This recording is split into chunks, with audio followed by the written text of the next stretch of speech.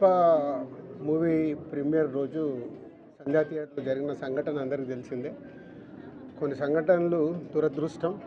అలా ఆ రోజు జరిగిన సంఘటనలో భాస్కర్ వైఫ్ రేవతి గారు చనిపోవడం, శ్రీతేజ్ హాస్పిటలైజ్ అవ్వడం, సో ఇవన్నీ మనకు తెలిసిందే. సో ఇలాంటి సినిమా ఇండస్ట్రీలో అప్పుడప్పుడు ఇలాంటివి రేర్గా చూస్తూ ఉంటాం, రేర్ కేసెస్లో. పోతే ఈ మధ్య నన్ను సీఎం గారు ఎఫ్డీసీ చైర్మన్గా నియమించినప్పుడు సో ఇండస్ట్రీకి అండ్ ఇటు ప్రభుత్వానికి మధ్యలో బ్రిడ్జ్ లాగా ఉండటానికి నాకు ఇండస్ట్రీలో ఉన్న ఒక ఇంపార్టెంట్ పర్సన్గా, అలాగే ప్రభుత్వం నుంచి కూడా ఎఫ్డీసీ చైర్మన్ ఇంపార్టెంట్ పర్సన్గా బ్రిడ్జ్ లాగా ఉండాలని నియమించారు. పోతే నేను ఎమర్జెన్సీగా యుఎస్లో ఈవెంట్ ఉండడం వల్ల యుఎస్ వెళ్ళడం, నేను నిన్న నైటే ఇక్కడికి వచ్చాను. ఈ లోపల చాలా చూస్తున్నాం డిఫరెంట్ యాంగిల్లో, ఇటు ఇండస్ట్రీలో కానీ ఇటు ప్రభుత్వం దగ్గర నుంచి తీసుకుంటున్న వాళ్ళ డెసిషన్స్ ఏవైతే అఫీషియల్ పోలీస్ డిపార్ట్మెంట్కి కానీ. సో ఈరోజు వచ్చిన తర్వాత సీఎం గారిని కలవడం, సీఎం గారు కలిసిన తర్వాత సో ఇక్కడికి వచ్చాను. ఇప్పుడు భాస్కర్కి మెయిన్గా ఇటు ఇండస్ట్రీ నుంచి అటు ప్రభుత్వం నుంచి అన్ని రకాలుగా నా ద్వారా నిలబడి వాళ్ళని అన్ని రకాలుగా జాగ్రత్తగా చూసుకునే బాధ్యత తీసుకుంటున్నాము. అలాగే భాస్కర్ని అడిగాను, ఇప్పుడే working in private job. So భాస్కర్కి ఇంట్రెస్ట్ ఉంటే ఇండస్ట్రీలోకి తీసుకొచ్చి ఆయనకు పర్మనెంట్గా కూడా ఒక జాబు ప్రొవైడ్ చేసేలాగా నాకు ఆలోచన వచ్చి నేను సీఎం గారికి చెప్పడం బాగుందన్నారు.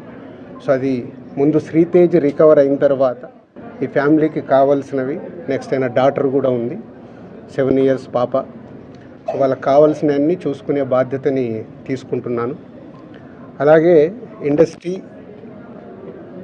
గవర్నమెంట్, ఈరోజు అందరూ గవర్నమెంట్ ఏదో ఇండస్ట్రీని దూరం చేస్తుంది, ఇలాంటి రకరకాల న్యూస్లు చూస్తున్నాం. సీఎం గారు ఒకటే చెప్పారు, ఇండస్ట్రీకి కావాల్సినవన్నీ ఎఫ్డీసీ ద్వారా ఏమున్నా ఇండస్ట్రీ కోసం గవర్నమెంట్ అన్ని రకాలుగా నిలబడుతుంది. అలాగే నేను వచ్చిన తర్వాత ఇండస్ట్రీలో కూడా చాలామందితో మార్నింగ్ నుంచి మాట్లాడుతూ ఉన్నాను. సో సీఎం గారు అపాయింట్మెంటు రేపు కానీ ఎల్లుండి కానీ ఇస్తానన్నారు. సో ఇండస్ట్రీ నుంచి అందరం వెళ్ళి సీఎం గారిని కలిసి అన్ని రకాలుగా రెండుటి మధ్యలో, ఇండస్ట్రీకి అటు గవర్నమెంట్కి మధ్యలో ఉంటూ బ్రిడ్జిగా ఎలాంటి సమస్యలు తలెత్తకుండా చూసుకునే రెస్పాన్సిబిలిటీని సీఎం గారు నాకు ఇచ్చారు.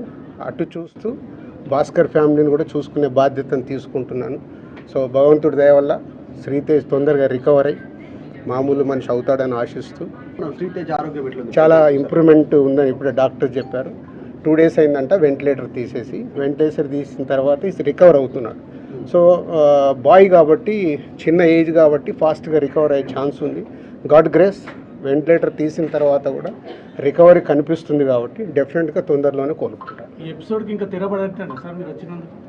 చూద్దాం. అంటే ఎపిసోడ్ జరుగుతుంది, దేనికి ఎలా మలుపులు తిరుగుతుందో మన అందరికీ తెలుసు. అన్ని 2 రకాలుగా ఇటు ఇండస్ట్రీలో జరుగుతుంది కానీ అటు గవర్నమెంట్ సైడ్ కానీ రెస్పాన్సిబిలిటీ తీసుకొని అన్నీ తొందరలోనే సమసిపోయేలాగా రూట్ వేస్తుంది. నిన్న కాంగ్రెస్ పార్టీ ఎమ్మెల్యే గాంధీ భవన్లో మాట్లాడుతూ నైజాం ఏరియాలో నేను సినిమా హీరోలు అడుక్కు తింటారని స్టేట్మెంట్. అవి వద్దు, నేను వచ్చింది సీఎం గారు చెప్పింది, నేను వచ్చి ఇప్పుడు కమ్యూనికేట్ చేస్తుంది. రెండింటి మధ్యలో ఎలాంటి సమస్య లేకుండా చూసుకునే రెస్పాన్సిబిలిటీ ఎఫ్డీసీ చైర్మన్గా నాది. ప్రైవేట్గా ముందు ఫిలిం ఇండస్ట్రీ నుంచి నేను చేయాల్సింది ఏంటంటే, నేను నిర్ణయం తీసుకుంటున్నాను, సీఎం గారికి కూడా చెప్పాను. రేపు అక్కడి నుంచి గవర్నమెంట్ నుంచి ఏమొస్తుందని మనం చూద్దాం. ఒక సినిమా రిలీజ్ అయిందంటే ఖచ్చితంగా అభిమానుల దగ్గరికి వచ్చి పలకరించడం, సినిమా గురించి అభిమానులతో కలిసి చూడడం అనేది ఆనవాయితీగా వస్తుంది. ఇప్పుడు అవన్నీ లేవని చెప్తూ ఉన్నారు. దీని గురించి మీ రియాక్షన్ ఏంటి? అట్ ది సేమ్ టైం కాదమ్మా, ఒక్క నిమిషం, ఇలాంటివి జరగడము దురదృష్టం. ఎన్నో సినిమాలు రిలీజ్ అవుతాయి, మరి ఎప్పుడు జరగవు కదా. అప్పుడప్పుడు ఎవరు కావాలని చెయ్యరు, సిచ్యువేషన్ వల్ల జరిగిన ఇన్సిడెంట్ ఇది. ఎవరైనా కావాలని చేస్తారా? ఇప్పుడు వాళ్ళు కూడా ఆనందంగా కుటుంబంతో అక్కడ చూద్దామని వచ్చారు, దిల్సుఖ్ నగర్ నుంచి సంధ్యా థియేటర్కి వచ్చారు అంటే వాళ్ళకు ఒక ఆనందం పొందటానికే వస్తారు. దురదృష్టం ఇలాంటి సంఘటన జరగడం. ఇలాంటి సంఘటన చెయ్యాలని ఎవరు చేయరు, జరిగింది కాబట్టి దీనికి అన్ని రకాలుగా చూసుకొని చేయాల్సిన బాధ్యత పౌరులుగా మా పైన ఉంది, అలాగే మీడియా పైన కూడా ఉంది. మనందరికీ రెస్పాన్సిబిలిటీ ఉంది. దీన్ని మనము మీ సైడ్ నుంచి కూడా రెస్పాన్సిబిలిటీ ఏంటి, కరెక్ట్గా చూపించిందే 10 సార్లు చూపించి 10 సార్లు వేసి జనాలకు కాకుండా జాగ్రత్త. ఇప్పుడు నేను మాట్లాడాను, దీంట్లో ఉన్న మంచిది జనాల దగ్గరకు తీసుకెళ్ళి సొసైటీకి ఉపయోగపడేలాగా చేయాలి. ఇప్పుడు మీరు చెప్పిన ప్రభుత్వానికి ఇండస్ట్రీకి మధ్య బ్రిడ్జ్ లాగా మీరు పనిచేయబోతున్నారని సీఎం చెప్పిన మాటలకి అల్లు అర్జున్ కౌంటర్గా ప్రెస్ మీట్ పెట్టి అవన్నీ కమెంట్స్ చేసినారు, మీరు చూసే ఉంటారు.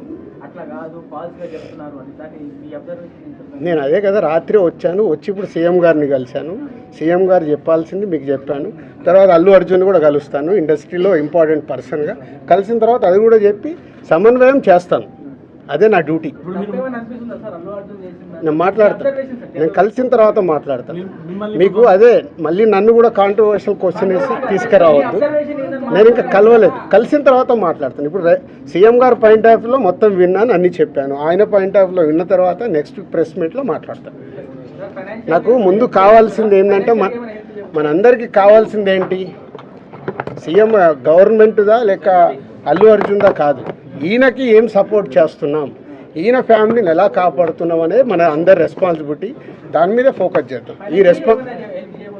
ఎస్, ఫైనాన్షియల్గా అన్ని రకాలుగా భాస్కర్కి నిలబడబోతున్నాం. అది నేను లీడ్ చేస్తున్నాను, నేనే పక్క నుండి నేను అన్నీ చేయిస్తాను. అది చెప్పడానికే సీఎం గారు చెప్పమన్నారు. ఈరోజు ద్వారా కూడా ఆయనకు జరగాల్సింది డెఫినెట్గా జరుగుతుంది.